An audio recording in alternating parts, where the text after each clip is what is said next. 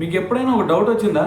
క్రికెట్లో మనకి ఒక బ్యాట్స్మెన్, అది కూడా టెస్ట్ క్రికెట్లో ఒక స్పిన్నర్కి అవుట్ అయ్యాడు అంటే మ్యాక్సిమం అది క్యాచ్ అవుట్ అయిన అవుతాడు, లేదంటే ఎల్బిడబ్ల్యూ ఎక్కువ అవుతూ ఉంటారు. సో ఈ రెండే మ్యాక్సిమం జరుగుతూ ఉంటాయి.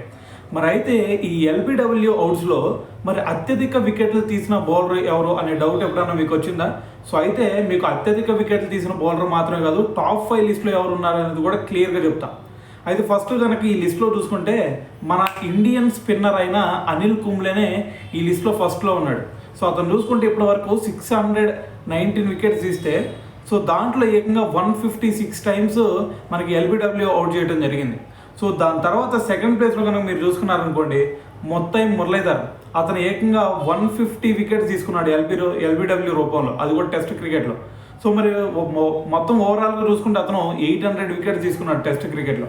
సో దాని తర్వాత థర్డ్ ప్లేస్లో కనుక మీరు చూస్తే షేన్ వార్న్, అతను ఏకంగా 138 వికెట్స్ తీసుకున్నాడు. సో అతను మరి ఓవరాల్గా చూసుకుంటే 708 వికెట్స్ తీసుకున్నాడు ఓవరాల్గా. అయితే మరి దాని తర్వాత ఫోర్త్ ప్లేస్లో వచ్చేసరికి వసీం అక్రమ్. సో వసీం అక్రమ్ ఇప్పటి వరకు 119 వికెట్స్ తీసుకున్నాడు ఎల్బిడబ్ల్యూ రూపంలో. సో మరి టాప్ 5లో మరి ఆ ఫిఫ్త్ బౌలర్ ఎవరు భయ్యా అంటే మరి మన రవిచంద్రన్ అశ్విన్, అతను ఇప్పటివరకు ఏకంగా 117 వికెట్స్ తీసుకున్నాడు ఎల్బిడబ్ల్యూ రూపంలో.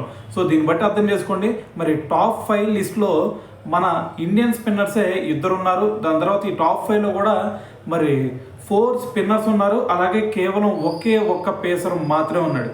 సో అయితే మరి దీని గురించి, అలాగే మన టీమిండియా స్పిన్నర్స్ ఇద్దరు కూడా ఈ టాప్ 5లో ఉండటం గురించి మరి మీరేమనుకుంటున్నారు అనేది కూడా కింద కామెంట్ చేయండి.